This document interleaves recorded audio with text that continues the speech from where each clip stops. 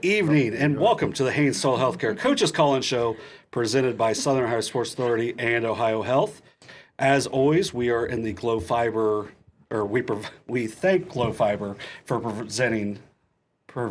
I told you this is. I said I get nervous. Who's nervous? You just asked everyone else who was nervous. I said I get nervous because I'm not very good at this. So that should make you guys take 1 week off. Yeah, we took a week off. We thank Glow Fiber for providing internet access here in the Chillicothe Sports Card Studio. I'm your host, John Bruce, along with Matt Hoops. We also have from the Hice Healthcare Center, Dr. Abbey Palmer, and then Zane Trace softball coach, Morgan Geno-York. Does she go by the full name or just York? Joey York. Yep. Yep. And then Joey York as well. So we thank you guys for coming in. I want to ask the most important question first. Joey, how old are you? 4. 4. All right. Big birthday. Was it a couple weeks ago? Yeah. All right. Did you like the snow? Yeah. All right. Are you actually in school yet? Not yet. Okay. So did you get to play in the snow a lot? Yeah. Good. So I can actually go to you for this. Yes. Do you see a lot of snow-related injuries? Oh, absolutely. I would say Thursday, Friday, our office, we were slammed with my back hurts, my shoulders hurt, everything's sore. But on the contrary, we had so many people inactive as well during the snow that they were stiff from not moving. I was one of those people. I was stiff. But I guarantee whenever I was younger and would go outside when it was cold, I would have gotten hurt. As he was my coach, he would know that I would get hurt all the time, right? There's a lot of injuries with you. I had to work around them. Yeah, so a lot of fun getting out in the snow, being active and everything, but, you could see a lot of injuries. So what are some of the things at the Hice Healthcare Center that you can do to help someone with injuries like that? Well, first of all, adjust. Absolutely, that's going to be our first route. Number 2, we have physical therapy right there. Massage therapy, we have stretch therapy. I mean, we've been on the show and we've kind of reiterated that time and time again.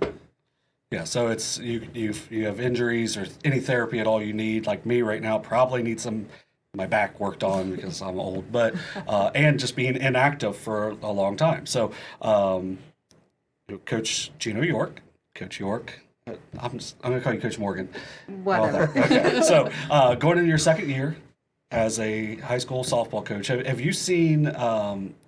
Do you have any of your players that go in and get work, and do you see the value of doing it as like? Yeah, I think I have a couple. Our pitcher last year, she went almost weekly as well, and she said it just made her feel 10 times better. Mm-hmm. And then you guys were both college athletes. Mm-hmm. I'll start with you because we just talked about an injury a couple minutes ago. But how much value did you see in getting chiropractic care whenever you were actively playing? Well, I didn't do it Ooh. until now. How much better would it have helped? It would have been amazing, yeah. Especially with all my shoulder issues. But it's one of those I wish I would have. Mm-hmm. But you don't know what you don't know. Now, as a former soccer player, yes. Did you get chiropractic care at that time, or did you go a little later on as well? No, actually, I started going to a chiropractor when I was 8.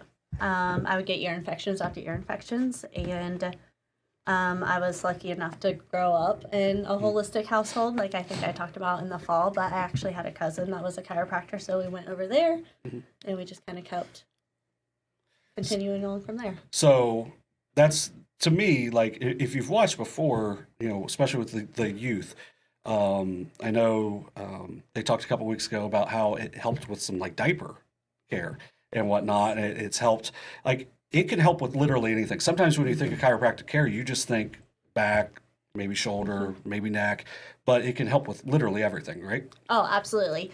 I always say as soon as a baby's born, they need to be adjusted. I adjusted both of my children hours after I delivered them as well.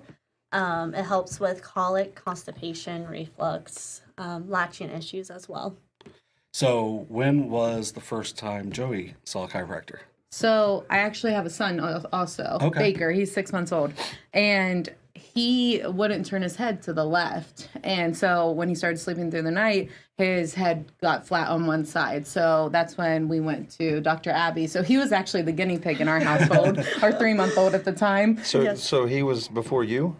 Yeah. Oh my. Yeah. And so we went there first, and I mean, now he can turn his head. It's not flat anymore. We've done before and after pictures. It's crazy. And then it just kind of trickled. And so I think my husband went next one at a time. And then I was like, well, I might as well go too. I was scared. I was like, I do not want to see my x-rays. I do not want to see how bad this is because I know it's bad. So then I went, and then she went. So Joey, do you like going to the chiropractor? Yeah. Okay, good. I'm glad you said yes. Because I can't edit. So That was a tough one. yeah. Good answer. Yes, You love it, great don't answer. you? What's your favorite part about getting adjusted? All of it? Yeah. Yeah. What's your favorite part? What do you like to wear? What I wear. Do you wear the hospital gown every time? Yeah, do you tune Yeah. into that? And as you get older, you dislike wearing the hospital gown even more and more. So at least she's getting it out of the way early and likes it now. So, being a pitcher, how much value would you have seen of getting? Oh, probably a ton. Yeah, because, I mean, especially in softball, you don't get a whole lot of days off from pitching, right? And I've noticed now, since I still throw to my kids and throw batting practice, and as soon as we started, I think I went in 4 days later, and that made a huge difference there too. Yeah. And I didn't even think about that when I was coaching. I probably should have done that. Oh yeah. It wouldn't have helped the accuracy of the pitching, but it might have been able to do a little bit more. Yeah, I mean, like you just mentioned, like as an athlete, you never have went to the chiropractor, and like I said this a couple weeks ago on the show. I think when the Zane Trace boys were in, when we were in high school, you never really heard of any kids, youth, athletes using it, and now it's like I said a couple weeks ago. It's almost the opposite. So many kids are getting chiropractic care now, and just setting themselves up for for the rest of their life to be able to live a healthier life. And it's not even for injuries, and that stance is more of prevention. Right. And if they do get injured, you want it corrected now because 20, 30 years down the road, they're going to have residual pains from that. So if we can get it corrected as soon as it happens, the likelihoods of them being re-injured later on is very low.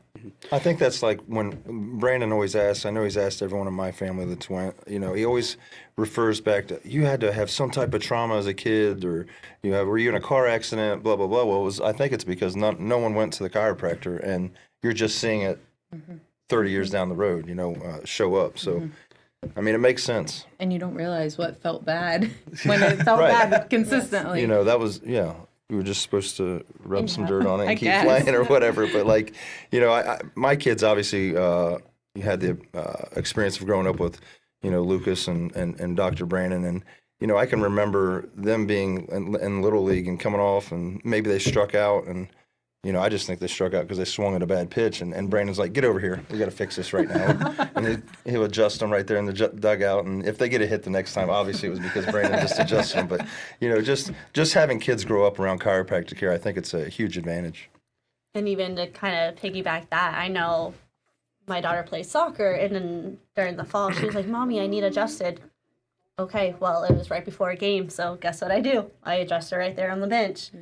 And it really does help, and it's instantaneous how well you feel afterwards. Well, I was one of the games I was covering this fall. Sophie was playing Hughes, and I'm standing there talking to Dr. Brandon, and he sees she's kind of limping, and he goes, "I'll be back." Like right at halftime, she played the entire second half. Like he was able to, and like we kind of talked about it after. She played really well in the half, and she had said, he took care of it. Yeah. And she probably went more into detail of like exactly what he did, but I'm like, but it's, chiropractors know what they're doing with the body, and can get you, as you said, preventive care, but they also can help you when something does happen. And I don't think people realize how good their body is meant to feel till after you get adjusted. And then once you realize that, you want to get adjusted because you want to feel good all the time. So, as a former college athlete, you played soccer. How many years did you play soccer? I just played soccer a year, and I ran track a year as well. Okay. So, but in your entire life, you played all throughout. Years. Yeah. You've had 2 children. Yes. How good does your body feel now? because of the chiropractic care? Well, I was adjusted from the day I found out I was pregnant with both my children till the day before I had them. And I never missed a day of work. And I was seeing the amount of patients I am now. And that is just a testament of getting adjusted. I mean, weekly, sometimes twice a week, especially once you hit that third trimester. But even on the way home from the hospital, getting adjusted right away too has helped tremendously. Even now, you know, coaching, running around with my kids, getting adjusted, even if we get sick. The first line of defense I go for my kids is getting them adjusted. And then I'll go to you next because you coached a little longer, but how much does that help you like during the season? Because I know it's obviously very stressful during the season. Yeah, I think that probably if you chart my visits, it's more prevalent in the fall. I just, you know, why is my neck stiff or why, and it's just the stress, long days. A lot of times, like the athletes, they'll get adjusted like on Thursdays. I would go in on Fridays before the game just to feel better. Whether you know it or not, it's, your body goes through so much and then, you get it straightened back up and you feel good again. Yeah, and that's a huge thing as well. And then with, my earmuffs on her, how much better do you feel after your second child than after the first because you started to get adjusted? 10 times better. I didn't realize that it was normal to get out of bed and not have to limp and take 10 minutes just to be able to walk. Yeah. So that's been a game changer. Yeah, and that's huge for, young parents and just being able to adjust. And then obviously when the spring comes, very stressful time. And I know you do a lot of other coaching as well throughout the year. So it's just really important to always take care of yourself before you can even take care of anybody else, right? Yeah. Yes. Can't pour from an empty tank. There you go. That's what was that? What can't pour from an empty tank. That's a good. Yeah, makes sense. Yeah, you could use that as the tanks. I mean, that's a stretch. It's a stretch. Hey, dude. We're talking about stretching too. So. Oh, geez, John. Yeah. There's a couple good ones. Nailed it. So I don't know if those will make it into the locker room wall, but we'll think about it. So you need to do the entire thing of you just making fun of me at the end of it too. Let's just put that in like the fine print. All right. So your mommy played a lot of high-level softball. What sports do you play? You can tell them? No. You do gymnastics? Gymnastics. Do you play softball? No. Do you play soccer? Yeah. Oh, I bet one of these two is a lot happier about you playing soccer than the other. Did your mommy coach you in soccer? That was just, there's no other options. That will not be happening again. Hey, we need someone to be able to get them organized. We need a warm body. Yeah, that's tough at that age. We did go undefeated. Green team. Now, yeah. That's all that matters. Did you ever go undefeated playing or coaching? Ooh. I don't remember.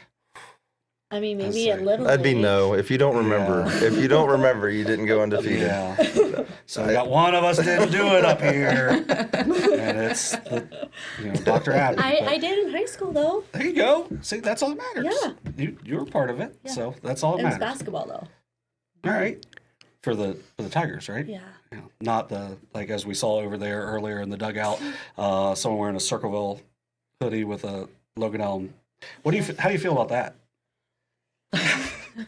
So I'm Circleville. My kids go to Circleville, but my brother and sister-in-law, my nieces and nephews all go to Logan. Ooh. So how's that for Thanksgiving?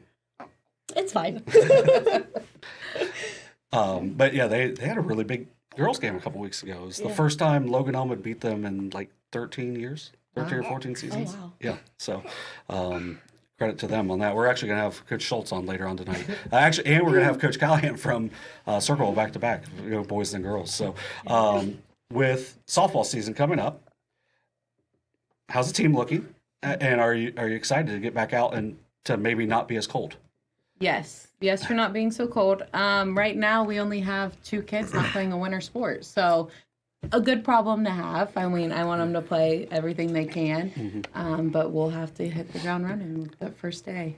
Yeah, so I'll ask you this as a fall sport coach. How nice is it to not have to worry about your kids playing immediate sport right before? I mean, it's got its advantages. Obviously, the summer's full of, Right. June's basketball, really heavy. And then, of course, so many of our kids play summer baseball. Right. So, and we want them to. Obviously, they're only young once, and you want them to be able to have all those experiences. So we work around it. But, it's nice to have at least, 3 months of, to be able to kind of get most of your guys in and get going in August. And Dr. Abbey, you have 2 children, right? Yes. And 6 and 8? Yes. And you said you've had them adjusted since the day of, right? It was within hours of delivering them. I was adjusting them. So when you go about that, what do you look for in that? Because we never really talked about that part of it. It's like, how exactly does that happen? So I think one of the biggest fears about that I talk to parents about is the force behind an adjustment with an infant or a child. People think it's as rough as what I'm going to go with a grown adult. That's not the case whatsoever. It's very gentle, very easy. I mean, children's bones, they're not hard yet, so you don't have to go rough. And so it is very gentle, very easy on them. I mean, I've had babies fall asleep when I've been adjusting them. Nice. Yeah. Yeah, so that was actually my biggest question. Like when we had the family in here a couple weeks ago, and like they had said that, I was like, I never thought about that part of it. It was like, because every time I've gone, it's been fairly rough because I'm. Well, that was going to be my question. Yeah. If you adjust them, as soon as or hours after they're born, like you kind of answered it because you said it was so easy. Did you have to like get clearance from your doctor to be able to say, hey, can I do this now? Like how long did that take? Clearance from which doctor? My doctor or the children's doctor? Like you just had a baby. You asked the doctor, can I adjust an hour? Or do they say, hey, maybe let's wait about an hour or 2 before you're able to do this? No, as far as I'm concerned, especially with my kids, like I always say, I am my children's doctor. So I always, parents, you're going to have your kids' best interest at heart. But I adjusted them like immediately. That's crazy. And they still go, do they go weekly now, or is it? So I adjust them at least weekly. I will say last week, both of my kids were just kind of like congested. Yeah. And my daughter now, she will be like, Mommy, I need adjusted. I don't feel well. And so I will adjust her, at least every day when she's sick, sometimes twice a day. One time I adjusted her, and she had a fever. It rose just a little bit, and then it broke, and she was good to go. The next day. I'll tell you what, as someone who loves sick days, I don't know if I'd want that. Because you don't get sick days then because you guys can adjust it so well. Oh, yeah. Oh, yeah. And then with her in Baker, how often are they going? When we first started, they were going like 3 times a week.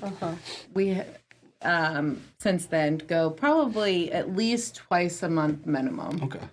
And then you said his neck is everything's good? Yeah. I wish we could show you pictures of the progression from. And he's the best baby. Easy. He likes to sleep. He is awesome. Is he? Can you see a big difference from the beginning? Oh yeah. Yeah, it's amazing. Is there a difference between him and her in terms of like their sleeping and things like that at an earlier age? I think she's asleep now. Because of the adjustment? I do. Now he is my easy kid, and then she's my girl. But even with her though, usually after she gets adjusted, she falls asleep in the car on the way home. Yeah. So, well, she's made a really good debut here. Have you had fun? Yeah. Good. That's all that matters. Are you excited to go get adjusted again? Yeah. Good. So we appreciate you guys coming in. Absolutely. This Thanks is for having us. Dr. Abbey Palmer, Coach Morgan Geno-York of Zane Trace. Joey as well is going to be a big time soccer player, right? Just like your mommy wants. So we appreciate you guys coming in for the Hainstall Healthcare Coaches call-in show. And then obviously everything that the Hainstall Healthcare Center does for us and everything as well. So we appreciate you guys coming in. Hang with us. We'll have a short commercial break and then we'll be back with some coaches.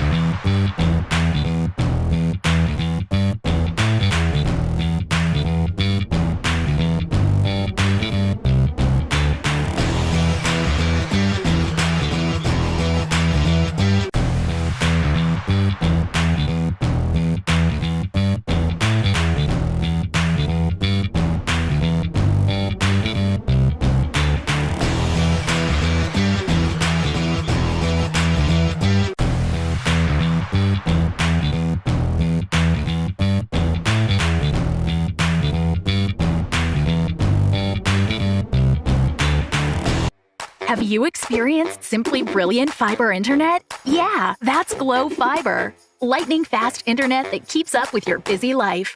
A reliable fiber-to-the-home network whether you're working, learning, playing, or streaming. And best of all, Glow Fiber has real local support from real people who are happy to talk to you.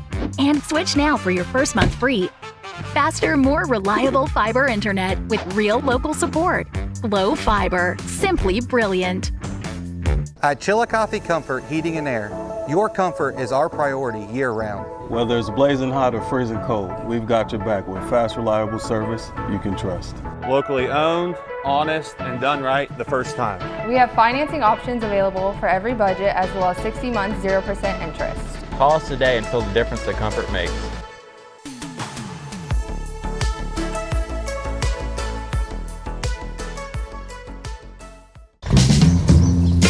Richard. Countless nights in the garage.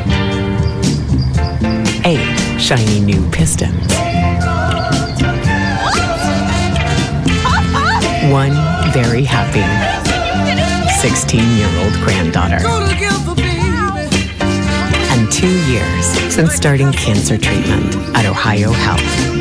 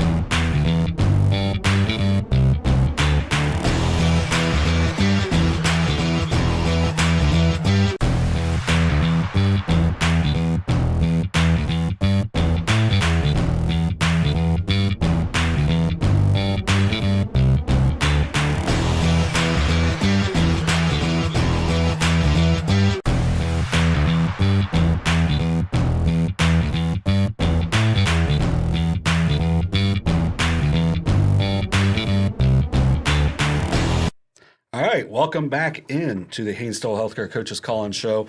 I'm John Bruce, along with Matt Combs. We got Christian. Whoa.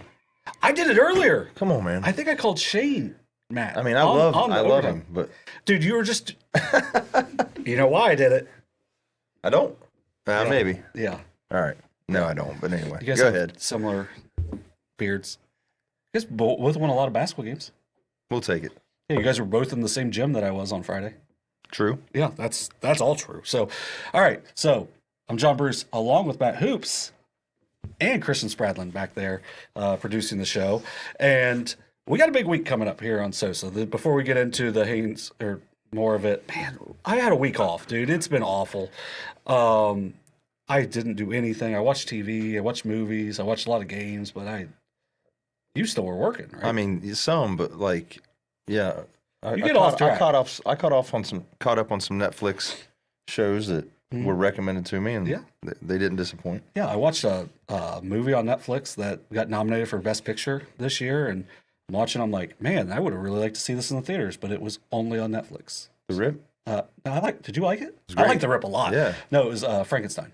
I haven't watched it. It's if you get through the first 45 minutes, it's really that's a long get through. Yeah, but once the creature's in it, it's pretty good. Right. So as I was saying, we've got a big week this week on SOSA. So first Tuesday live stream, we've got Wellston at Ross County Christian Academy. That will be at OUC on Tuesday. Also a couple of huge games in the area on Tuesday night as well. We talked about it on SOSA Overtime. So watch that tomorrow with me and Shane Combs. not you. And then Friday, we've got the Kingston National Bank SBC game of the week, which will be Adina at Westfall. Got 1,000-point scorer in Joe Ray and then Joey Francis. Colton Garrison have been awesome for Adina so far this year. And then Saturday, the big day for SOSA, we've got the SOSA Basketball Classic down at Jackson. Will be an all-day event starting at 12 o'clock with 6 games. Adina against Wellston, Western against Southeastern, Minford against St. Trace, Fairland against Miami Trace, Wheelersburg against Chillicothe, and then the final game of the night will be Valley at Jackson. So I'm going to ask you real quick. We haven't talked about this. How much do you think it would cost to go to 6 games in one day? In Columbus? Yeah. We'll just... Yeah. I mean, probably like $12. Yeah. $7 for 6 games. Now, if you want to go to one game, $7, but when you go to most games around here now, it's $7. $6 or $7, yeah. So good deal. It's a really good deal. We will be streaming those as well, but we'd rather see you in person down there, and then you can talk about all the dumb things I've said so far on this show. And it will keep going because we're going to have 7 really high-level coaches coming on here tonight. Shortly, we'll have. I was gonna say it just to mess with you, but we're gonna have Matt Combs on here in just a couple of minutes, and then we only have one coach out of that 7 that is not currently in their top 2 in their RPI rankings in their division. But that one coach has also dealt with an injury and was won 6 out of 7 games so far since then. So hot lately. Yeah, and that's all that really matters. So you want to get your these things on. Yeah. About went over.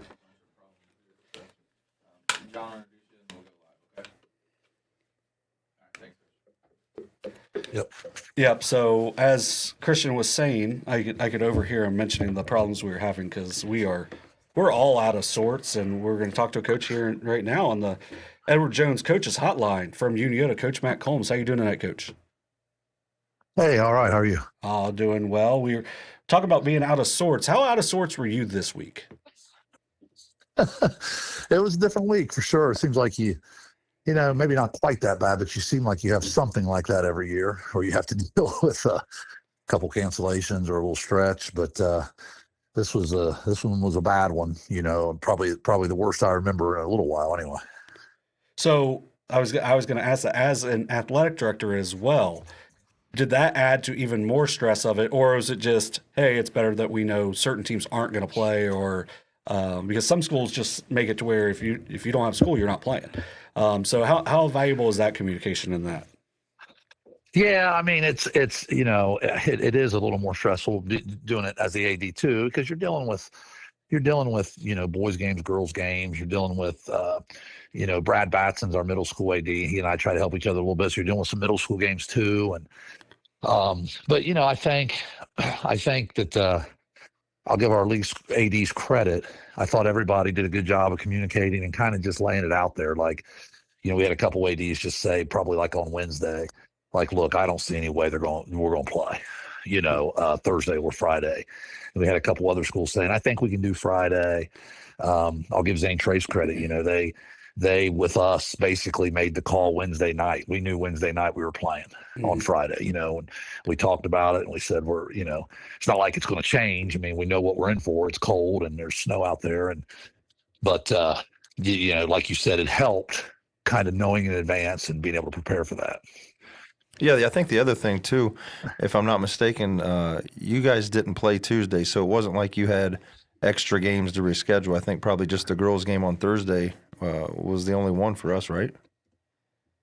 Yeah, we got lucky that we didn't have anything scheduled on the 27th. Yeah, and it's just with that, without having to really look back at what you're going to do scouting wise, how much did that help to not have that? Hey, we didn't maybe do a lot of scouting for a game that we didn't get to have. How much did that help? Because you're already prepping for the big game on Friday, right? Yeah, I mean, we expected, to have a full week's worth of preparation, which you don't get much anymore with the way the schedule lays out, with all the Tuesday, Fridays. And, we didn't get a full week, obviously, with missing Monday and Tuesday, but at least our, the coaches' mindsets of watching film and preparing, we were able to kind of dial in on one opponent. If I'm not mistaken too, obviously I'm sure you guys got in probably midweek, but knowing the guys that you have, it was probably a situation where, some kids would rather be sled riding or whatever, but I feel like this group of dudes was probably trying to maybe break into the school to get some shots up. Well, it's funny is like we had like a real practice on Wednesday and Thursday, but on Tuesday I sent a message out saying, hey, look, I'm going to be in the school doing some stuff. I really don't want you driving. If your parents can bring you in, you want to shoot a little bit. I think we had 12 of our 15 guys come in and just shoot. I mean, we didn't even put on practice gear, we just shot. But so I think that's probably what you're talking about. They're pretty antsy, to get in there. Well, then, with it being such a big game, can you just talk about a little bit of what it took for you guys, to get down as much as 15 in that second half, and then you're able to make the comeback, a great game with a great atmosphere. Can you just talk about like what kind of propelled you guys in that comeback?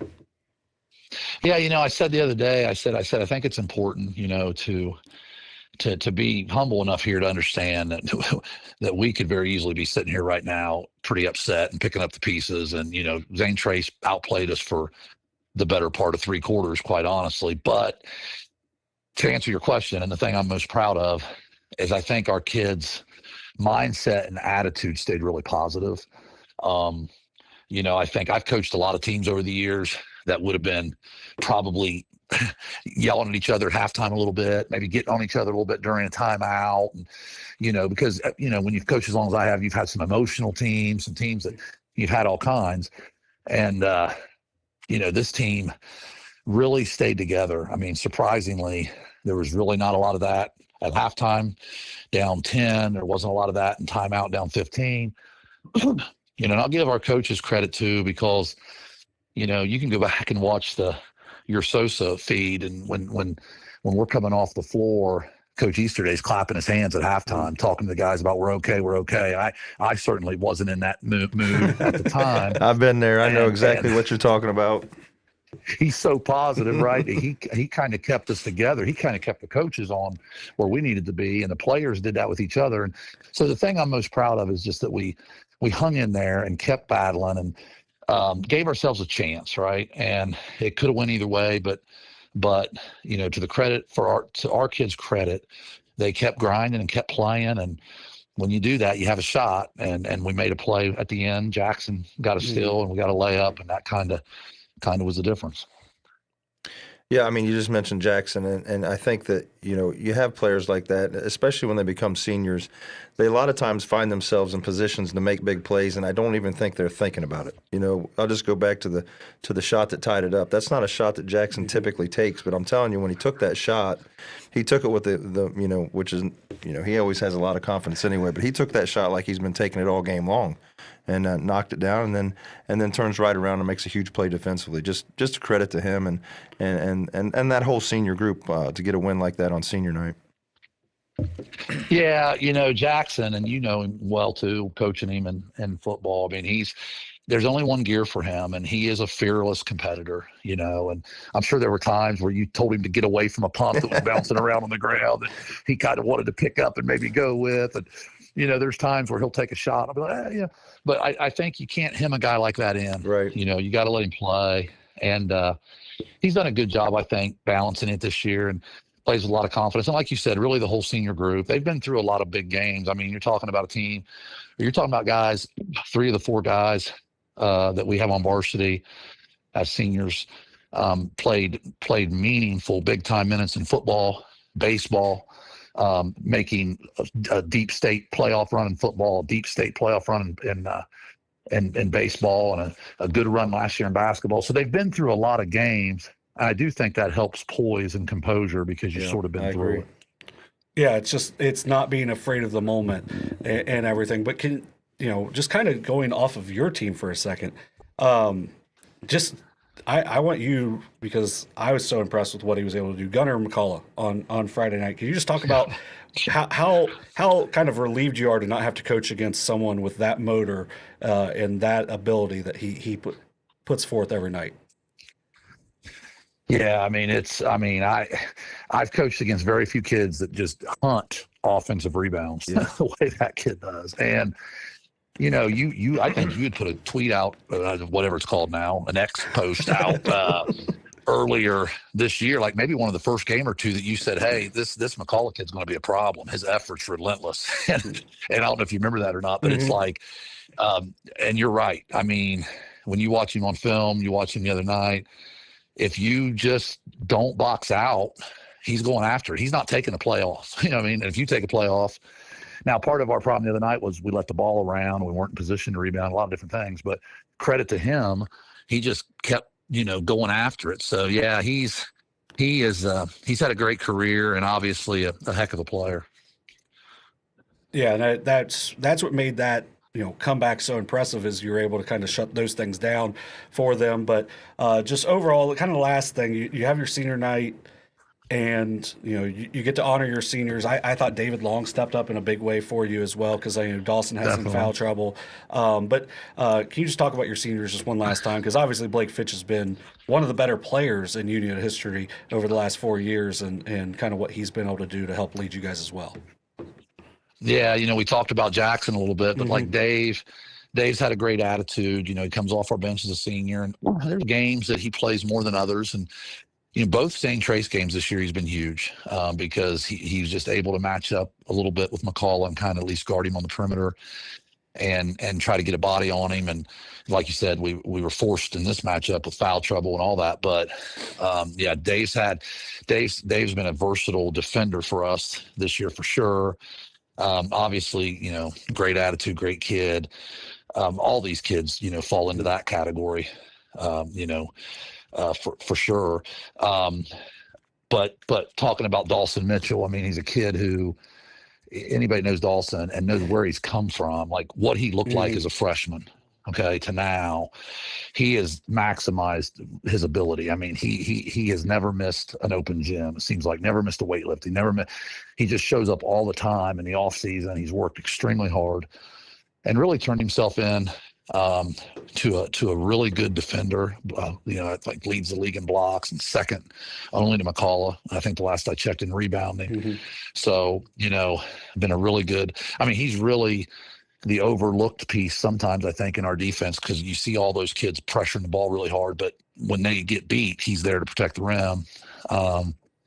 And then Blake Fitch, you could go along into a lot of different avenues of Blake Fitch. I think that, here's a kid who's I think, if I'm not mistaken, started every single game his high school career, 1,000-point scorer, on the verge of maybe becoming breaking the assist record at our school.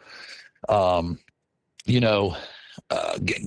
think he's played in maybe more games or close to as many games as anybody else has. I'd have to look, but I mean, you're just talking about a kid who's been a lot to this program, and he's a kid who every coach would enjoy coaching. I mean, I think he's just a great kid on and off the court. You're not going to find anybody. I don't care if it's a cook, a custodian, a mate. I mean, you could ask anybody in Unioto, and you're not going to hear anyone say a bad word about him. He's just that type of kid. And I think that, he's the type of kid that when he graduates, you end up missing the intangibles probably a little bit more than even his skill set, which is awfully good. Those four guys. And then, Mason Jones, don't want to forget about him too, because Mason's a kid who is, as a senior, was willing to play JV because he just wants to be a part of it. Mm-hmm.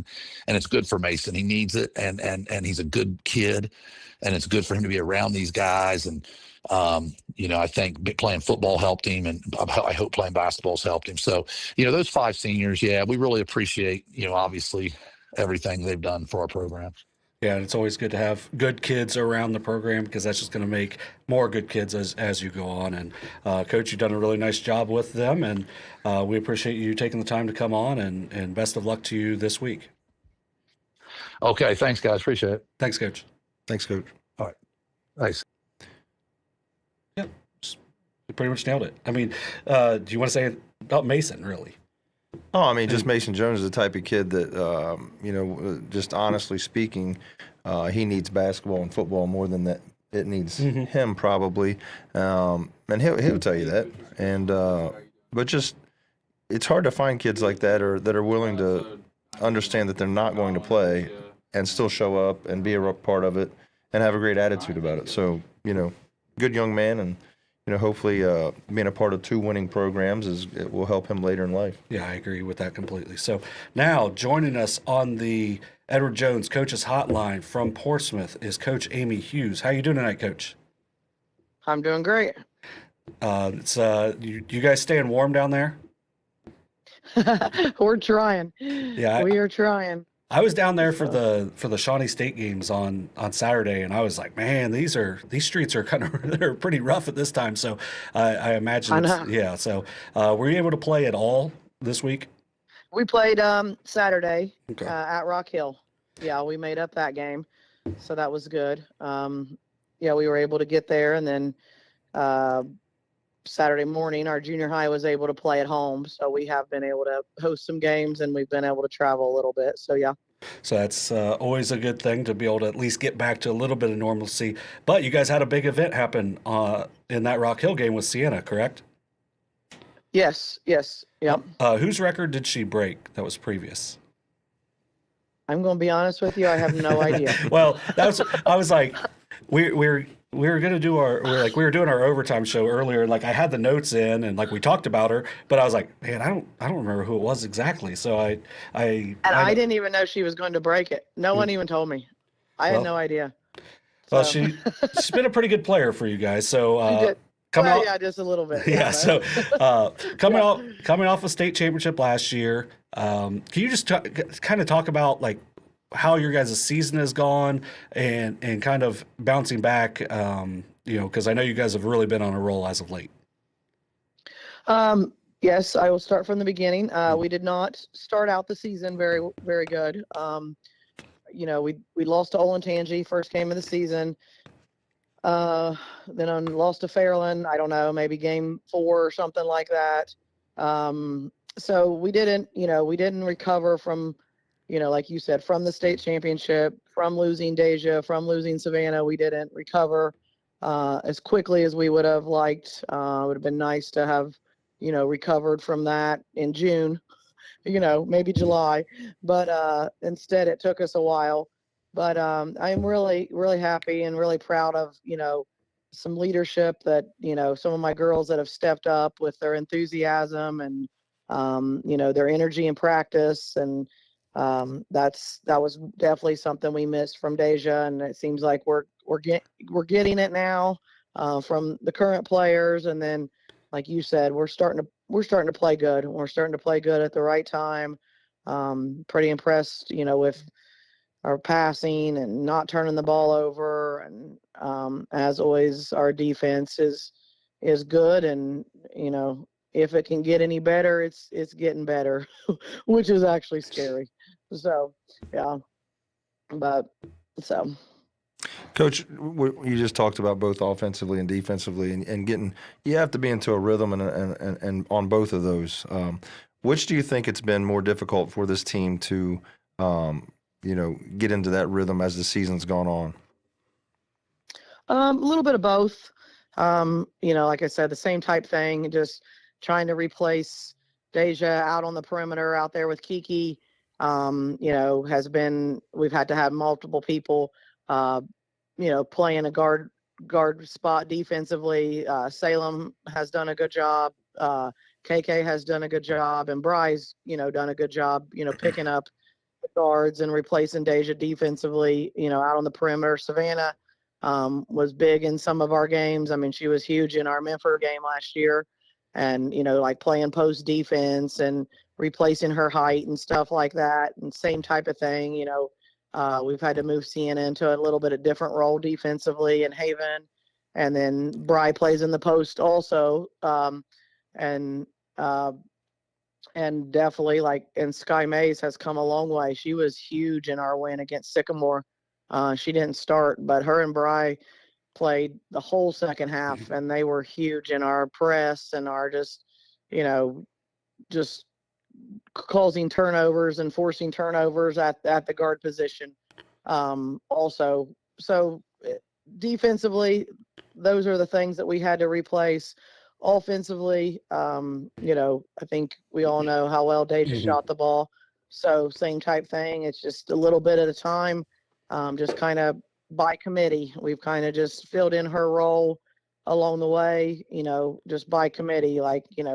Salem's taken 4 of her points, and Bry's taken 4 of her points, and Sienna and Kiki have taken 4 of her points, and just those kind of things. So seems like by committee we've just kind of stepped up. One thing that I've been impressed with too is on the offensive end. It seems like in the clutch, I have 3 players. I have Kiki and Haven and Sienna, who can just, when the game's close, it just seems like they almost just don't miss.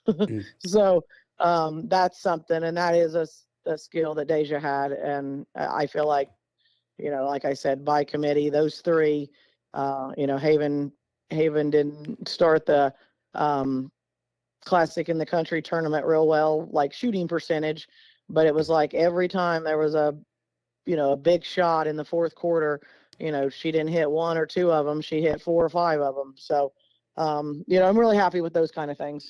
Well, and you had mentioned, with what Deja did for you guys last year, I thought the toughness and the fearlessness was probably the biggest thing that was going to be missed, because you have so many talented kids coming back. But when you have that senior that just kind of is the, hey, I'm going to take this over, I'm not going to lose. You can see that it's starting to evolve, but it really seems like Kiki maybe is starting to take that over a little bit as well, just based on her scoring numbers. Can you talk about her growth overall? Because what we've seen from her before is obviously what she can do defensively, but man, it feels like she's coming all around now. Absolutely. She's shooting the ball well, getting to the basket well, she's passing well, just become a really, just a true point guard, making good passes, delivering the ball at the right time in the right spot. Like you said, she's really stepped up. And the one thing, that you guys don't see is she's taken over Deja's role in practice also, keeping everybody playing hard and keeping everybody energized. And, she talks the most in practice and encourages the most, I guess. So that is something that it did take a little bit, but she definitely has stepped up in practice with the enthusiasm and the hard work. and then you guys get to see it, you know, spill over into the games. And I'm not surprised at all how she's playing, because that's how she practices. Yeah, and when you can, you know, I think some players don't realize like the leadership another person has, but then they can go back and, you know, kind of build off those intangibles and continue on. It sounds like Kiki's doing a really good job of that, and that's why you guys are off to this run that you're on. And so you guys, the tournament draw is next week, right? Yes. Okay. Yes. So it should be I can't remember if it's Friday night or Saturday night at midnight, but all scores and everything are in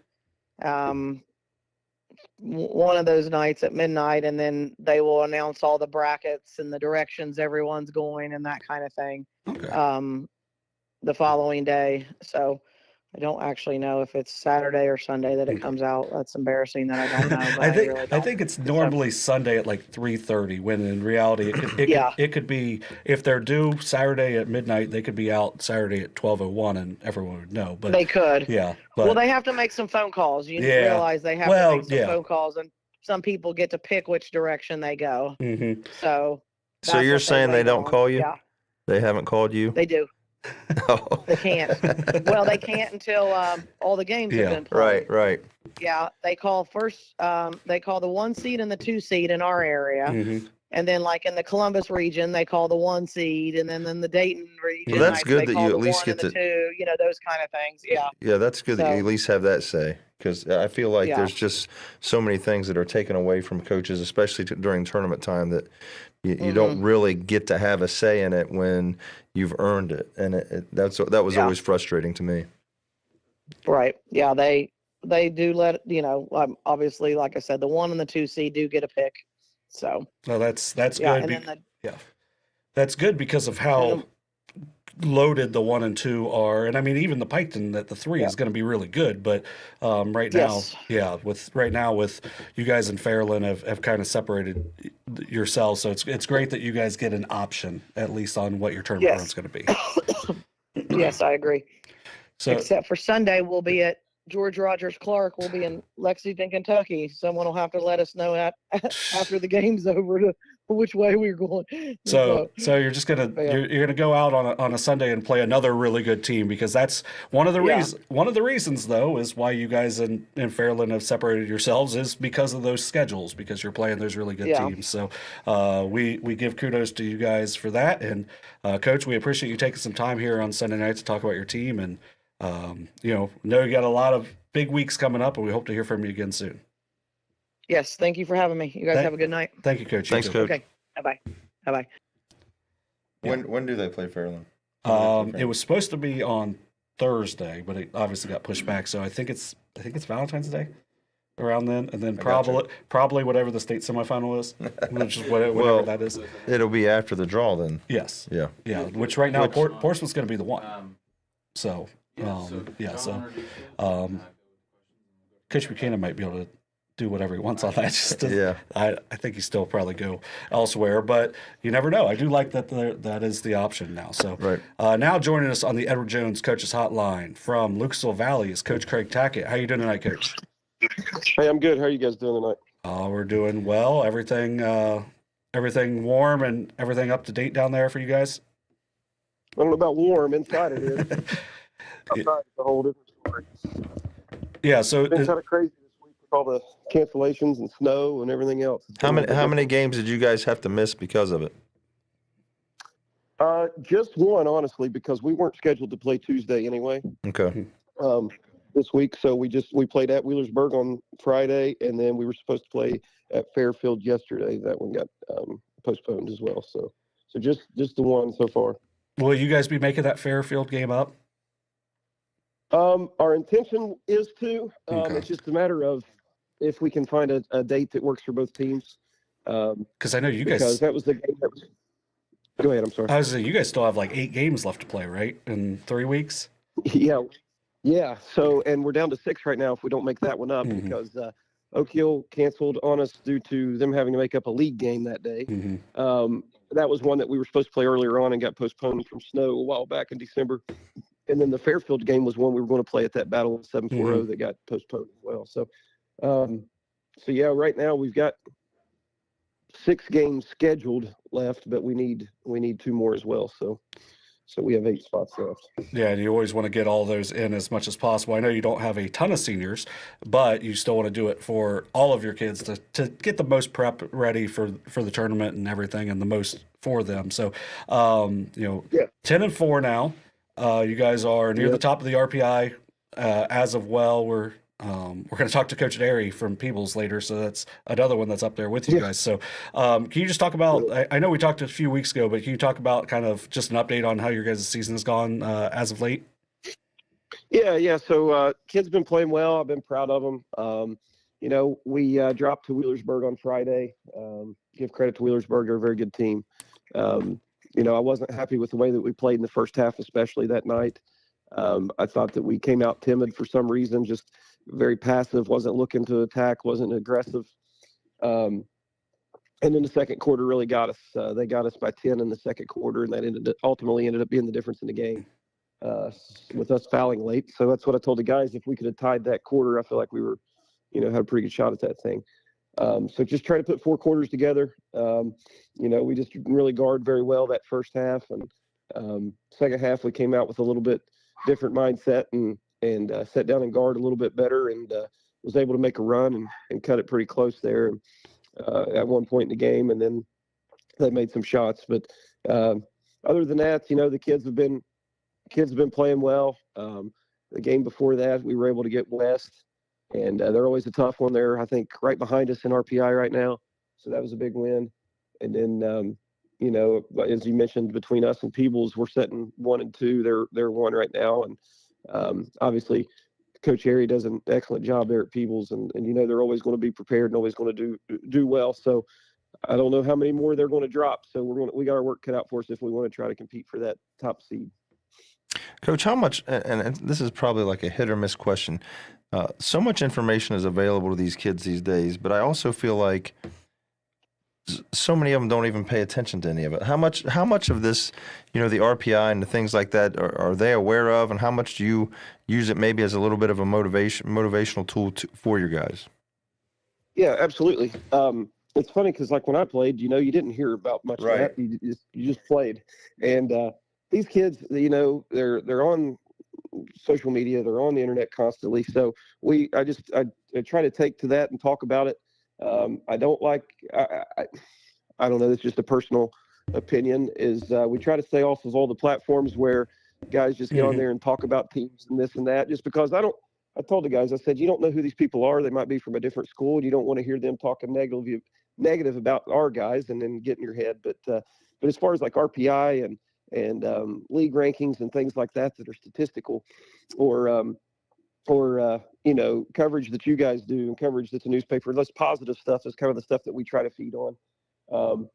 And that stuff's great for them. But yeah, the RPI we talk about just for the simple fact that, we set 3 goals as a team earlier in the year, and we worked through all 3 of those goals, and we try to work toward them every day. And one of them was that these kids, we were district runner-up last year. We want to win a district championship this year. And so we know that RPI is going to play a big factor in that. And the more games that we can win and the better seed that we can get puts ourselves in a position. And D6 in our district, the only team that gets a bye the first round is the 1 seed. So, I don't know, if you get that 1 seed, you get a bye, but then again, you're setting for an extra week or so while other teams are playing. So, there's pros and cons to both of it, I guess. But the main thing really is trying not to get too caught up in it, but use it as motivation, as you mentioned, and I'm sure you've been in that same boat before. But try to use it as motivation, 1 game at a time. But I think the coaches and myself look at it more than the kids do, and with them we just talk more of a game-to-game basis and strategy and what we need to do to get that one taken care of, and then us coaches kind of look at the big picture of things more, I guess.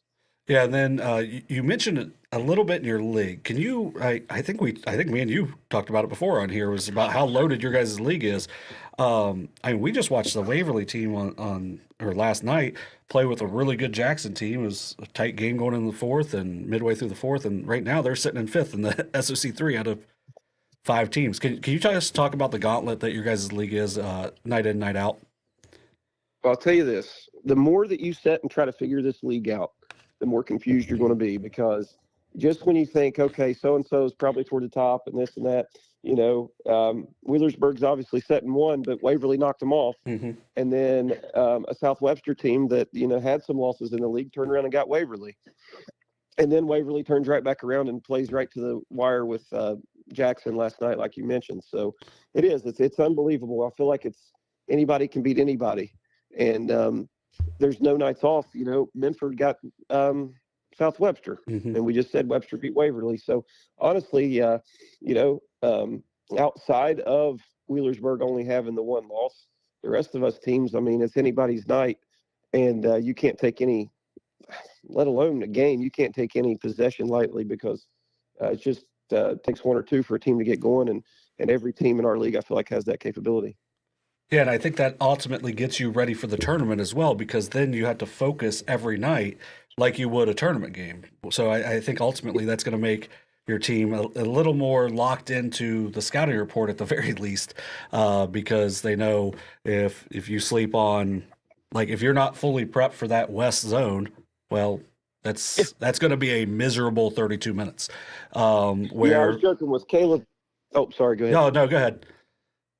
I was joking with Coach McClanahan at West, before the game when we played him last time. I said, you're the one coach that everybody knows what's coming, and it's just a matter of whether you can do anything about it or not. With that 1-3-1, everybody knows the scout. It's just that they execute it. And a lot of teams, they got a few different defenses, and are they going to start on this, or are they going to throw you a curveball? It's kind of like he'll laugh and joke with you, because we played each other in tournament last year. And we saw each other at the coaches meeting before, and we were joking about what defense he was going to run. And he knew I knew everything that he was going to do, but it's just a matter of executing against it. And they've got the athletes to do it. And Kegley's probably as good as anybody in our league. And it's just makes it tough. But, not to cut you off, go ahead and finish your thought. I'm sorry. Oh, no, it was just mainly about that, was just how loaded this league is, and night in, night out. And then obviously you guys in the non-league are playing a tough schedule, as we'll see on Saturday down at Jackson as well. So just how excited have your kids been to be able to get out and compete against some really good teams throughout the year? That's what I'm really proud of their mindset on that. They don't worry about, a challenge. They don't back away from a challenge, nothing like that. Like you said, our league is a gauntlet. So there's 10 games right there that's going to be extremely tough. We played Chesapeake. Everybody knows how good they are. We played Jackson this Saturday, and you're all classic. And it's just those kinds of things are exciting for us, because we know that win, lose, or draw, that's going to make us better in the long run. And we go to Jackson and play them there at the nightcap, and it's going to be a tournament-like atmosphere, I feel like, and they're going to be amped up and ready to go, and Max is going to have them prepared, and they're going to play well. So just those types of moments, that's what we talk about, is if we really do want to win a district championship, and we have to compete in games like this every possession and continue to prepare ourselves, because just like at Wheelersburg, you take one quarter off, bad things are going to happen. So I think each game and each night definitely prepares us moving forward and helps us mature a little bit. You mentioned earlier our limit on seniors. We've only got one senior, Mm-hmm. Christian Copen, and he definitely plays like a senior and definitely leads. But, I think it's great, the more opportunities that you can put these younger kids in that mimic a tournament-like atmosphere, or mimic a high intensity, very high stakes game. I think it's just going to continue to make them better and better each night, just more prepared and more mature. Yeah, and it's you mentioned Christian, and it's always good to have, if you're going to have one senior, it's going to be a kid like Christian. So, Coach, we appreciate you taking some time here on a Sunday night to take our call, and we look forward to seeing you on Saturday down at Jackson, and wish you best of luck moving on. I appreciate you guys taking the time to cover our kids and give us a chance to talk about them, and we look forward to your classic. We're excited about it. Sounds good, Coach. We'll see you down there. All right, thanks. Good luck, Coach. Thank you. Appreciate it. Yep. But yeah, the SOSA Classic down at Jackson, $7 for 6 games. The nightcap will be Jackson against Valley. Really good test for Valley, because it's kind of a similar type game, and I could see that being one of those fight to get to 40. Yeah, well, he mentioned West 131. You know, Coach Morrow's team is going to be physical, man to man, and you know what you're going to get. It's can you execute against it? And the opportunity for those kids to be in that environment against a really good opponent it's only going to be beneficial for them down the road. Yep, 100% agree with you on that. So now join us on the Edward Jones Coaches Hotline from Southeastern. Coach Doug Hice, how you doing tonight, Coach? I'm doing great. How you guys? We're doing well. It's sounds like things are going a little bit better now that you have both Ruckles back now as well. Yeah, we're playing better, and a lot of that's because of Reese being back from her volleyball injury, and we're shooting the ball a little better, and our defense has got a little better. Yeah, and then with the defense getting better, how much do you attribute to that being as senior heavy as you guys are? Well, anytime you got seniors, they do things for you that you don't have to coach because they've been through it for 2 or 3 years for you, and a lot of it's just we're just playing better. I mean, to be honest. Coach, with the recent weather we had last week, how were you guys impacted by that? Well, I mean, it was a long week. We finally got back to the gym on Thursday, so we had to practice Thursday. We practiced Friday, and then we played Payne Valley yesterday. So, but I'm sure it affected everybody. So everybody's in the same boat. So how much was the first half affected by not being in there for a while? Because I know you guys scored much more in that second half of that game. And how happy were you with the adjustments that your team was able to make that night? Well, I thought we got our second win at halftime. Seemed like we was awful sluggish. And, a lot of that's because of the week we had, I think. But, Payne Valley had the same week. Payne Valley just really done a nice job in the first half defensively on us. And we weren't seeing things we should have been seeing. And we made a few adjustments, and, our defense got tougher. I think we only give up like 10 points the second half.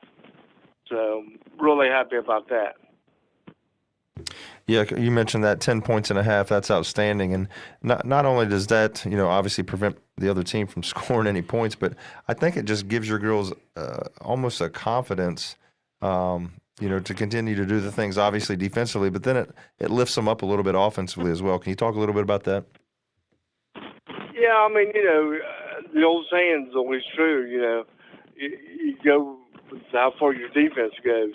And, we're not a big transition team, so, we don't get a whole lot of points off our defense as far as transition, but it gives us more shots. And anytime you get more shots, you're going to score more points. So, well, and especially defense is a big part of it. I was going to say, and especially getting more shots when you've got the Ruckles in there as well, because they are they're so good at using their bodies without fouling too. So how important have those two been to everything you guys have done over the last 4 years? Well, I mean, it's just been outstanding. I mean, like right now we got Reese Ruckles averaging like 11.7 rebounds, and her sister Rowan's 8.2. Some nights we'll get close to 50 rebounds a game. Yeah, and it's just because anytime you're getting that kind of rebound, and you're getting more chances. And we do struggle to score at times, but when we get more chances, we score more points. Well, then, also running your team, when I've seen you guys, I've been really impressed with what Gracie's been able to do. I know she didn't really score the ball very well last night, but can you just talk about what Gracie Brown's been for what your team's been able to do this year, especially over the last few games? Well, she just, she's grown up. I mean, being a senior, we made her a point guard last year, and that's an investment. And she's just real comfortable. She runs the whole show for us. Without her, we'd be in big, big trouble. She takes care of the ball for us, gets us in our offense, has the ball late in the game in her hand so she can make some foul shots for us. and she's really good about finding them two bigs. Yeah, and it just feels like they work so well together. Obviously, they played together for a long time, but it just makes it to where the offense does roll a little bit better, and they get themselves in excellent position. So has to have been a pretty big joy to coach that entire senior group, right? Yeah, they've been outstanding. There's 6 of them total, and it seems like this year's went so fast. Really gonna miss them girls. I mean, they've meant a lot to our whole program. They represent our school, our community, and themselves very, very well. Yeah, and that's really all you can ask for. Any success you get on the court is just a positive on that. But when you have good kids coming through the program and representing you in a big way, that's just Yeah, playing basketball is just like you said, that's just a bonus. Yeah, and it's we talk basketball, we talk sports on all of our stuff, but it is a temporary thing. But once you make them into good people, when they come back, that means so much more as well. So, Coach, I agree. We appreciate you taking some time with us here on Sunday night, and hope you're staying warm. And we look forward to seeing you again down the road. All right, appreciate everything you guys do. Thank you, Coach. Thanks, Coach. See you guys. See you.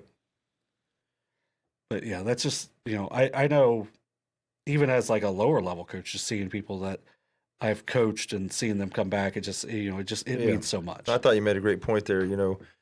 It takes a lot to be a high school athlete, especially a lot of these girls are playing, multiple sports. So they're constantly, budgeting their time, managing their time the right way. And they don't even realize it, I don't think, at the time, how much it's setting them up for later in their life, to be able to, prioritize things, stay organized, work ethic, all that stuff. And it makes them, they're usually pretty good kids as it is, and it just makes them even that much better. Yep, I couldn't have said that any better. So now joining us on the Edward Jones Coaches Hotline from Circleville, Coach Evan Callihan. How are you doing tonight, Coach? I'm good. How are you guys doing? We're doing well. It's a beautiful Sunday night in downtown Chillicothe. How's life in Round Town? Good. A lot of snow on the ground. As I'm sitting here, I'm trying to mentally prepare myself to go back to school tomorrow. So it's a huge hurdle. Routine of that. So back to reality tomorrow. Yep. Yeah, it's just how you've been catching up on some shows you've been missing, or has it all been film work? It's been a lot of film. I got to the point probably middle of last week where I texted all my coaches. I said, guys, this is stupid. I've watched so much film. I think it's counterproductive at this point. But, I think as coaches, we're all creatures of habit. And, obviously last week was out of the routine for me. But I'm fortunate where, my assistants, they do a great job when I'm freaking out and losing my mind a little bit. They're pretty positive, and they kind of keep me even keel when they need to. So I'm pretty fortunate to have the coaches that I do in that regard. So, Coach, I was able to watch your guys' Logan Elm game last Saturday before all this snow hit, and I thought you and your entire staff did a really good job of kind of staying patient and staying the course and just riding that Logan Elm, 3 quarters of really good basketball that they played against you.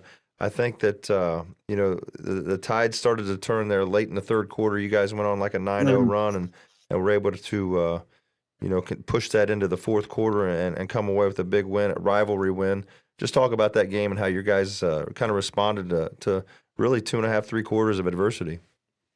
Yeah, I mean, the good thing, with us is, we've been in that situation a few times this year. And with our league, I mean, like we've said, I mean, you got to show up every night, and especially in a rivalry game. I mean, records, you can throw that out the window, especially with Circleville and Logan Elm. And Logan Elm in our gym actually went earlier this year against Taze Valley, shot the lights out in that gym. So I told Coach Dropsy after that, I said, hey, I know it's a home game for us, but I might need to get you guys on a neutral court with how well you shot the ball. So, Brady Neff for them, outstanding player. I mean, he was just playing unconscious, couldn't miss anything. And but I thought our guys did a good job staying the course. I thought that they, kept their poise when they needed to, and were able to go on a run there late in the third quarter, able to get some stops and get out in transition, which is what we've been trying to do. And Cole Nungaster, you couldn't have wrote a better script for him for his scoring his 1,000th point. It was to tie the game against his rival, and what a outstanding achievement for him. But and I thought in the fourth quarter, I thought our defense, we were finally able to get stops. I think we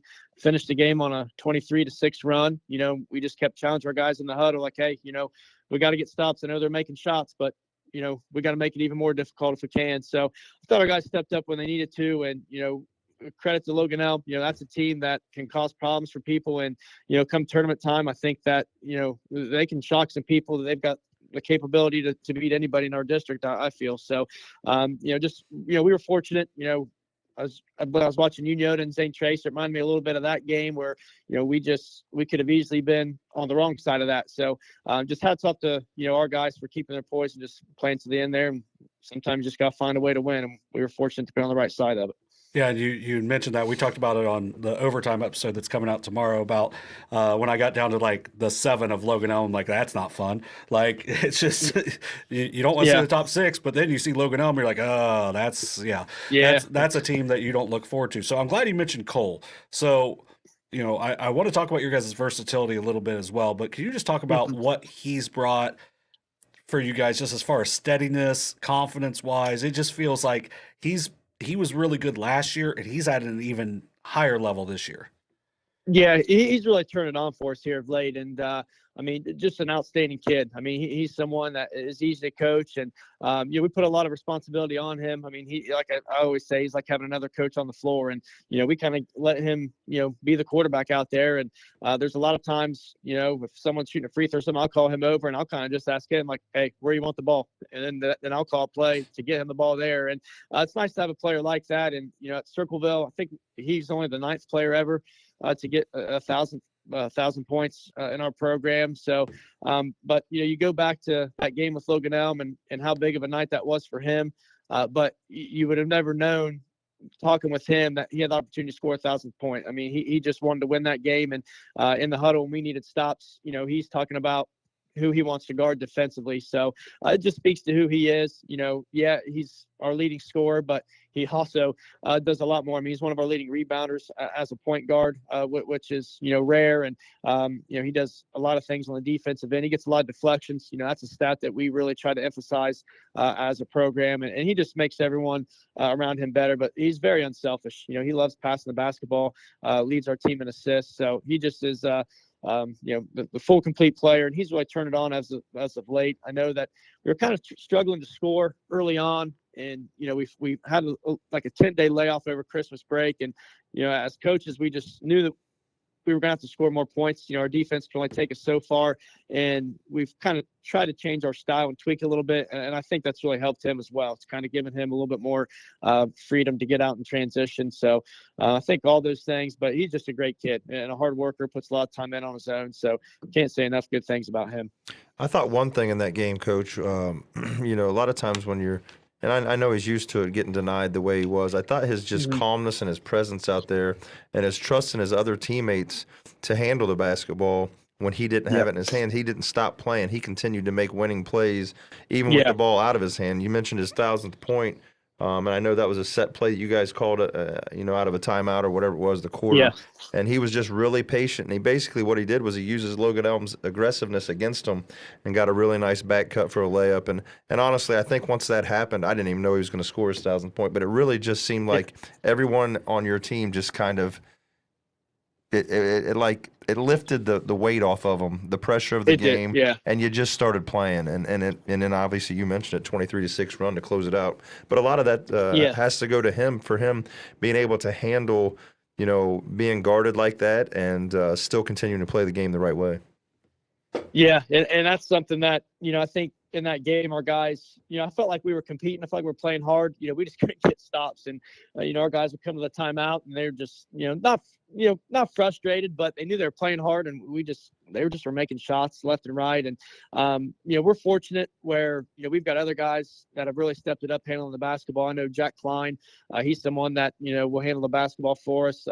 Blaine Fowler, as a junior, decided to handle the basketball for us a lot. And, Kaiser Cassidy can come off the bench and handle it. And, a lot of that goes back to, last year. I felt like, in the tournament against, New Lexington, they just totally took us out of what we wanted to do. do. And, which credit to them, they were a very good team last year. And, they really took Cole away. And we knew that, teams are going to try to do that. I mean, this whole month of February, that's what I expect teams to try to do. So we got to be able to handle it and find ways to still score when teams do that. So it helps when we have other guys, willing to handle the basketball. And, I always said a coach's dream is you have 5 guys out there that can handle the basketball. I mean, that makes life a lot easier for everybody.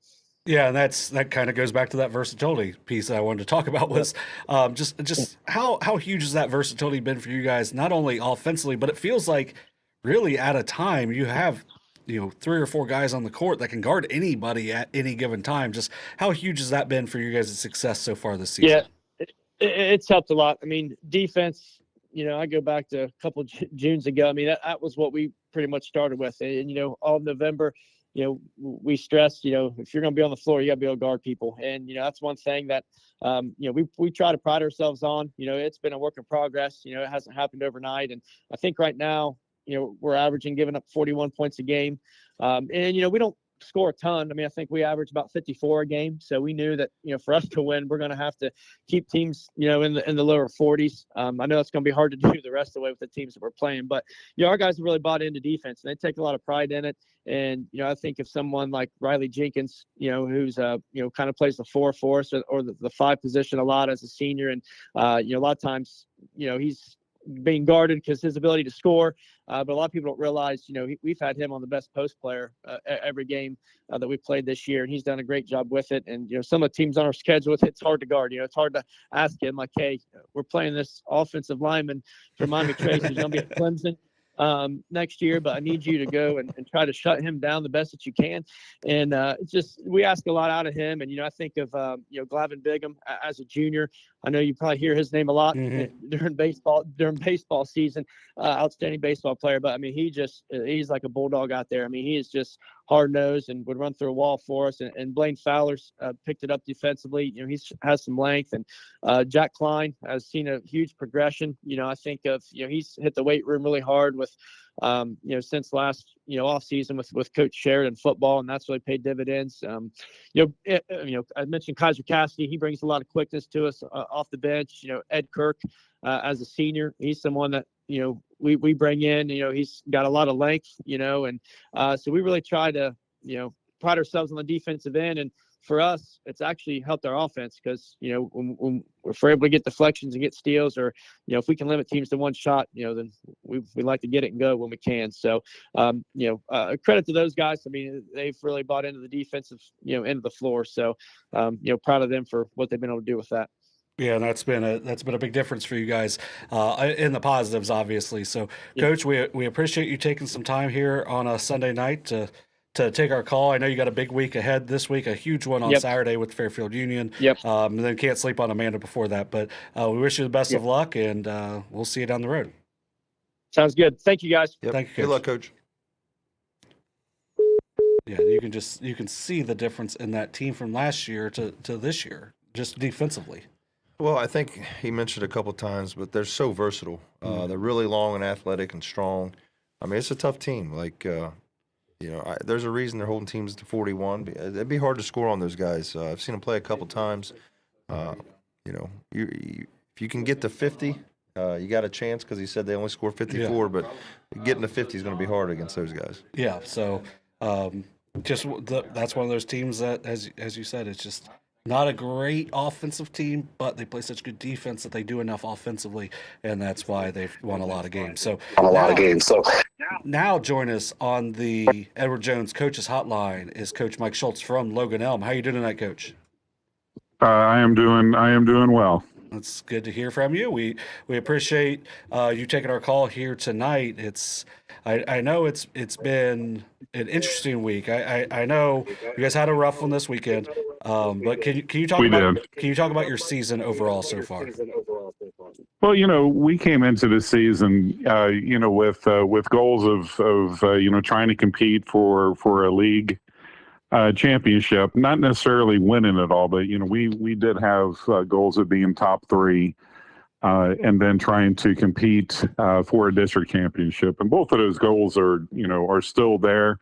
we sort of changed those goals a little bit, once we beat, our rival, Circleville, which put us in a tie for there with them. But overall, our girls are playing pretty well. Even the game that we had yesterday, we came out and did exactly what we needed to do to get everything going, and then just slowly but surely, Bloom Carroll, they have some really good players as well, are very well coached, and they just kept chipping away, and we just did some things that were not very characteristic of who we are in that second half, and just let the game. But Bloom Carroll, they deserve that win as much as we deserve to try to fight for it. So, but overall, I think that if you would have asked us at the beginning of the year, and my assistant coach mentioned this to us last night, that if you would have said after 15 games, or after 17 games rather, that we would be 15-2, would we be extremely happy? And, the answer is, undoubtedly yes. So, we had a little setback, the days off, did hurt. But, again, we have to stay who we are and true to ourselves, in those moments of adversity. And we're just very uncharacteristic of who we've been this whole entire year, in that second half. Yeah, Coach, that's always tough to figure out, especially when you guys are playing so well, and then all of a sudden you have an unexpected setback.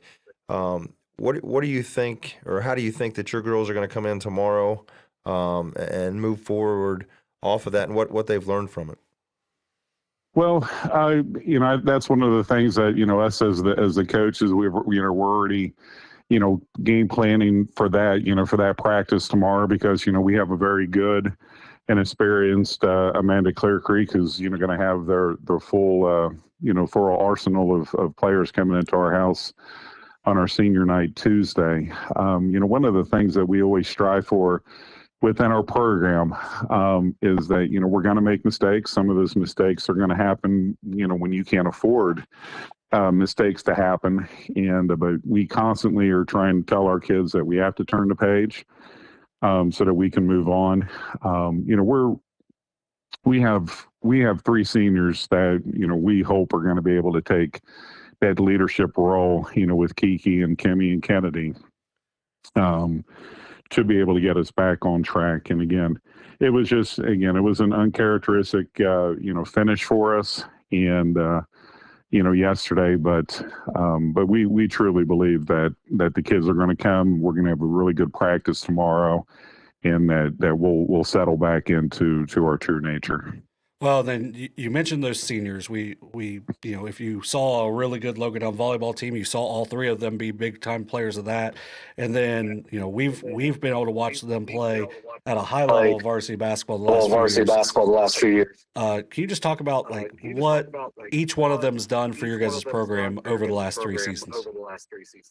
Well, I mean, all three of them have solidified themselves. This is a team that even when they were all the way back in junior high, they were successful as far as the winning and the losing, as far as people trying to put that tag on them, and then slowly but surely, I think that that the skill set of varsity players, it's always hard for freshmen to step into a varsity role.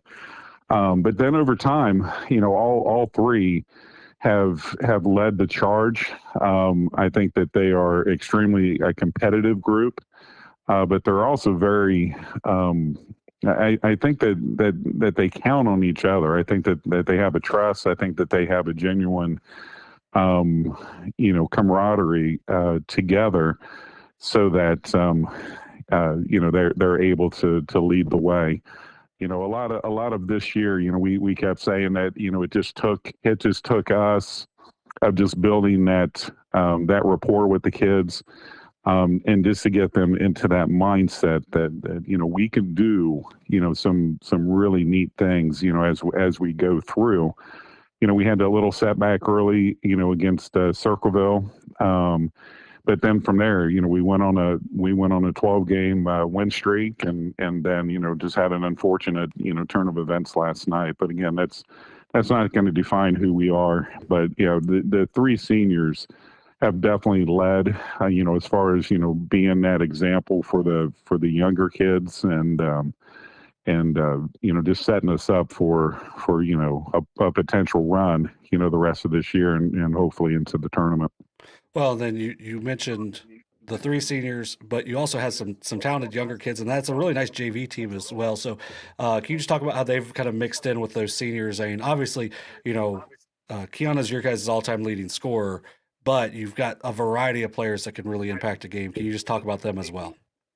Oh yeah. So Kiana, when you think about someone who's able to score, she makes it seem very, very natural, but again, she has an extremely, high work ethic, to be able to do the things, and she makes it look easy, but again, she's put in ton of hours in order to do that. And then you have Kimmy and Kennedy, and both of them, bring an added element. Both of them, I was just looking at our stats going in, and both of them are shooting right around 40% from threes for us for this season. So, and then with our younger kids, we have a really good junior base, with Malia Gardner and Jillian Savage, Palin Ray, and then Molly Miller. So that's together we call them our varsity seven, and then we bring three freshmen, up that to help us go a little bit deeper in the bench area, with Haley Timmons and Tinley Maxon and Maddie Evans. But we were able to get Tommy Congrove to come out of his little retirement stint. So former Logan Elm head varsity girls coach for many years. My daughter was able to play under him for a couple years when she came into high school.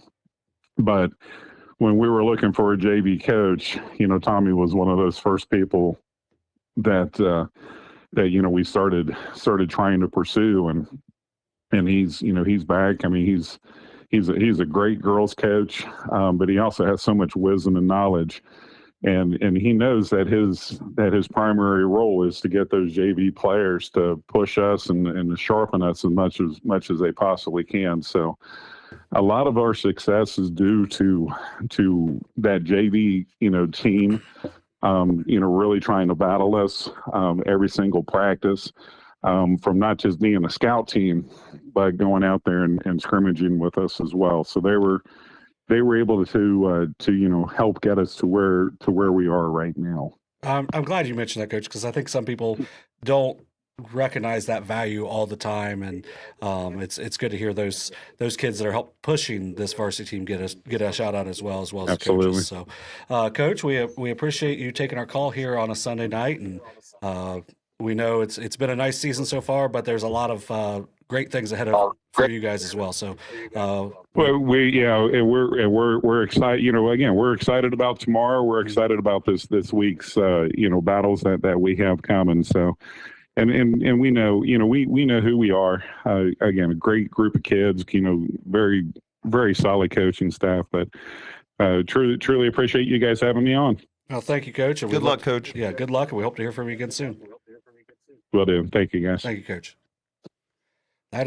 They are one of the more fun teams to watch because of what they can do shooting the ball. Yeah. So you mix Ingram, who's their all-time leading scorer, and then you have like a kid like Palin Ray who just finds everybody, and then they've got like three other kids that just, as he said, shoot 40% from three. That's it must be in the water at Logan Elm. Yeah. You know what I mean? Because their boys teams shoot said, about 40% from three, and he said Coach Congrove. Yeah, that's a name from. And you can get a guy like that, and what that tells me is, you got a guy that really just cares about kids and the program. You're a former successful varsity coach, willing to go coach JV basketball to make sure that the program and the girls that are involved in that program have the best possible experience. So, there's a lot of really good people at Logan Elm. They've always had that type of culture there, both boys and girls athletics. And, it's no surprise to me that, they're 15-2 right now and looking at a pretty good seed in the tournament and probably should make a little bit of noise. Yep, so I agree with that completely. So now joining us on the Edward Jones Coaches Hotline is Coach Josh Arey from Peebles. How you doing tonight, Coach? I'm good. Trying to stay warm. Yeah, good luck. Yeah. How much were you able to get into the school this week to just stay warm there? Or you guys were hopefully having no heating trouble, right? I don't, it's funny. We were in the gym a couple of days last week, and I guess the heat was on, but you sure couldn't tell it. It was a rough week last week, but I kind of like it like that a little bit, so I don't quite mind as much. But I'm not the one out there running trying to catch my breath, I guess. Well, my thought last week was I'm sure it was like those practices you'd come in during Christmas break. You'd have the early practices, you start running, and you're like, oh, this is all right. And after you do like a couple down and backs, you're like, oh my God, my chest burns so bad. So as coaches, we didn't worry about that. That was just, just kind of dealing with that temperature change. So seems like your guys didn't really miss a beat, though, in that time. So can you talk about what you guys were able to do last week and just kind of overall on your season? Last week we were able to get in a couple of days, and it was it was nice to be able to get in. At the same time, you're abbreviated a little bit. But we had a good week. We actually had a day last week where we did some team building. It was kind of nice. We did some things for the kids and just kind of need some things like that every now and then. But we missed one game last week, but we were able to get 2 events. So I think we were fortunate compared to a lot of other schools. But the kids continue to progress. No complaints. They work hard every day coming in, and we've got some tough games coming up. But as far as where we're at in the season right now, I think as a coaching staff, we're pretty satisfied. Yeah, I think it'd be hard-pressed to find anyone that played 2 games last week. And for you to be able to do that, that's impressive. Not only because you kind of stay in that routine, but now you don't have the trouble of, trying to cram it in late in the season before the tournament. And you can kind of pretty much stay on schedule. Just talk a little bit about what you guys have coming up this week, Coach. Well, we actually have one game, and you're right, Coach, as far as staying on schedule. You've been there too. When you get to these years where you have bad weather and you have some games stacked up, if you're not careful, next thing you know, you've got 3 and 4 days and you're getting ready to go into tournament, and nobody likes that. So we're very fortunate with that. But this week we have Fayetteville coming up, and they're ahead in the small school, the Shack. They're a game in front of us. So we've got a tough game with them, and Coach Joe Stewart, legendary Coach Joe Stewart, I should say, and we're hoping for a better outcome than the last time we played them. But they got a very good ball club, very well coached. It'll be a tough game. So is it how I'm sure it's fun every night to get to challenge yourself against these different coaches, but your guys' league is just loaded with these coaches. Fayetteville just decides a couple years ago they're going to hire Joe B, and you're like, oh, it just doesn't get any easier. So how much does that help push you as a coach to get to coach against those guys multiple times a year? Oh, I love it. I can remember being a young coach and sitting in those rooms and looking around the room and seeing those guys, and just the challenge of it.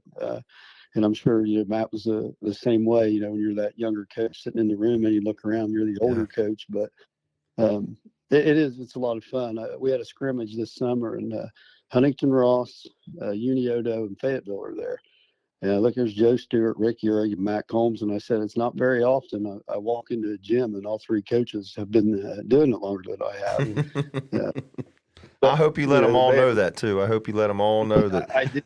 Yeah. I did. And of course, Rick came back right away and said, but we all took some time off, which is true. But it does. It helps you. I think it elevates you, makes you want to work harder because that guy over there is doing his best as well. So it does. I think it brings the best out in you. It's that competition factor. Yeah, I agree. And I can tell you this, Coach, now that you're you're in that room, there's someone younger looking at you the same way, the way, you know, all the success you've had at Peebles and just doing it the right way. And, you know, it's just always been fun to connect with you over the years and, you know, be able to catch up. And, but, you know, and no different this year. You guys are off to you know, have great success once again.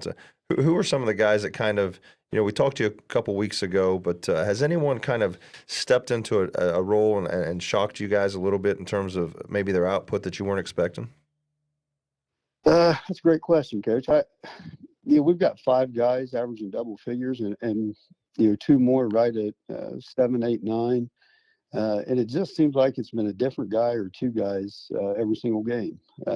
You know, they're consistent, but you might have a guy get 22 one night, the next night he gets 10, but it's okay because, you know, the other guys around him. It's probably, I've been fortunate enough to have some very good teams, but it is the most balanced as far as really you don't know who's going to step up. And I think that's one of the things that really benefits us. I think we're hard to guard because of that. And it is really, it's a huge luxury to have. I don't know that in 16 years that I've had this kind of balance where it literally could be any one of the 1, 2, 3, or 4 guys on a nightly basis. Good problem to have for sure. Yeah, it's definitely a nice problem to have. And I just, the couple times I got to see you in person, it's just, you can see that they trust in each other in such a big way too. And I think that makes you guys even more dangerous is you don't have anyone that's really trying to overly do it. Like just in that Eastern comeback, it felt like Paxton really got going. Josh really got going. So it was almost like they're feeding them, but then you have, you know, like Colin Sims makes a huge play down the stretch for you guys. It was just, it has to be nice to have all of those different options. And it seems like they really like playing together as well.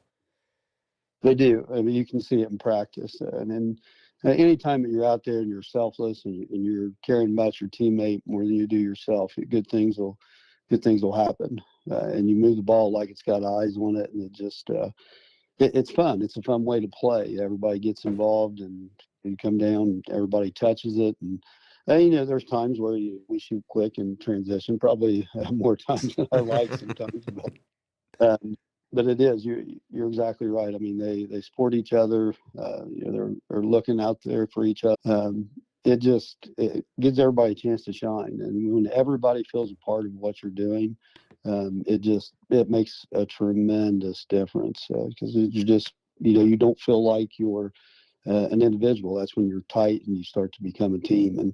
And seeing that progression in any ball club is always fun, and it's been nice this year. Yeah, it's definitely, I think, paid off for you guys. You saw it near the end of last year, and then even more so this year as well. So, you know, as you said, big week this week with Fayetteville. That game's at home, right? It is, yes. Okay. Yes. Look forward to follow along with that one and seeing how you guys do. It should be a really fun matchup for you guys and your kids getting a chance to play for a league championship late in the season. Always adds that extra little motivation. I'm sure after how the first game went against Fayetteville, they don't need any more. Yeah, and you know, even after that, we still have Fairfield again a week later. So yeah, doesn't get any easier. You know, you gotta show up and play every night. But just prepares you for the tournament ahead. Obviously, you know, you want those meaningful games late in the season. So when you're there, when it's one and done time, they're comfortable. And it's, I mean, every game right now, that's what you're eyeing. That's what you're working towards. Yep. So, Coach, we appreciate you taking some time here on a Sunday night to take our call, and you know, we always love hearing from you, and look forward to seeing you guys how you guys do this week, and seeing from you guys for the rest of the season as well. Yeah, I appreciate the call, and I really appreciate what you guys do. So many people really enjoy listening to you guys and the insights and everything. It's just a really neat thing that you guys do. Well, we really appreciate it. Hopefully they didn't listen too soon tonight, because we had a rough start, man. We I struggled. If this was a practice, we'd have been running a little bit early on, you know, get our heads right. But I think we recovered and did all right. Well, hey, so it was kind of like I had said the other day, like the first half is going to be a struggle for these teams that are getting in and out of the snow. I hadn't been in the snow, or I hadn't been out of the snow, so I struggled. So Coach, we appreciate you taking some time and ignoring that early mess up from myself. Thanks for calling, Coach, and good luck the rest of the way, man. Thank you. Appreciate you guys. Yep. Thank you, Coach. As we said before, one of the really good guys, and just love talking basketball with those people. And I mean, really, if you look at the roster of coaches we had tonight, pretty good. Yeah, pretty good, especially this season. I mean, yeah, you've got some headliner coaches, and the one thing about Coach Arey is he just gets it. Yeah, you know what I mean. He understands. You got to put the time in. You got to work hard. His culture is outstanding. But he understands it. You know what I mean? It's not, every time I've ever talked to him, it's big picture with him. And the results speak for themselves. So outstanding, in my opinion. You don't have the long-term success that he's had. Well, also, every once in a while, they'll be like kind of down years because it's a small community. Down years, but you don't want to play him. Yeah, you don't want to play him. But then you never hear a negative thing about him because of how he carries himself, how he promotes the culture. And that's why he's one of those great ones to talk to. Yep, I agree. So that'll be our last coach of the week, but I do want to go over one last time just this week. First off, check out the dugout. SOSA dugout here down in downtown Chillicothe. SOSAOhio.com/the dugout, and you can schedule your times. I think tomorrow might be pretty well packed. Don't ask our boss that because he might, if it's not fully packed. Check it out. Get in there and get some swings in. Look around the complex. It's a really cool complex. How much would you have liked it as a hitter? It's unbelievable. I used to like to just be able to go into the old high school at Unioto and hit. And I thought that was big time. Yeah, lights barely on, but it was a pitching machine, and it was nice. This is unheard of. It's almost like it's almost video game like, in my opinion, which is what drives the youth of today, and to be able to do it in a facility like this and Chillicothe, just it's great for all of the youth around here, and hats off to everyone that made that happen. Yeah, hopefully we get a short video on it soon, and we might have to get you in there swinging and Christian in there swinging as well. Christian was throwing almost 70 the other day. Give him the heater, Ricky. Yeah, hadn't done it in quite some time. I don't know if he's listening anymore, but I don't know the last time.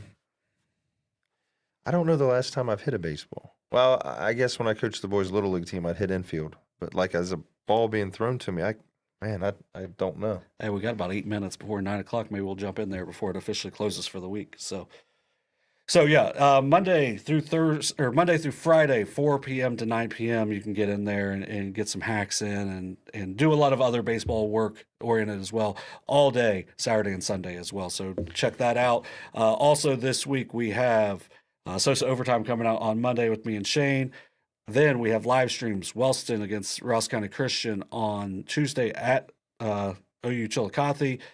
Friday, SVC Game of the Week presented by Kingston National Bank will be Adina at Westfall. And then we've got the SOSA Basketball Classic down at Jackson, 6 games for $7 will be Adina Wellston, Western Southeastern, Minford Zane Trace, Fairland Miami Trace, Wheelersburg Chillicothe, Valley Jackson, some outstanding teams, some really good coaches in that. Should be a great event down there at Jackson High School. Remember, $7 for 6 games.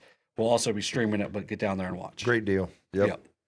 So, Coach, you got anything else? Stay warm. Yep, we're gonna have to. We're gonna have to figure it out. I've been checking to see if maybe 2 hour delay, but tank tough. I don't know how much. You guys are canceled like 2 days in advance. That was unheard of. Yeah. So unprecedented. Yeah. So. For our producer, Christian Spradlin, for all of the coaches that called in, the Hainstoll Healthcare Center, we appreciate Coach Morgan Geno-York and Dr. Abbey Palmer coming in with us this week. For Matt Hoops, I'm John Bruce. You've been watching the Hainstoll Healthcare Coaches Call-In Show. Have a great rest of your week.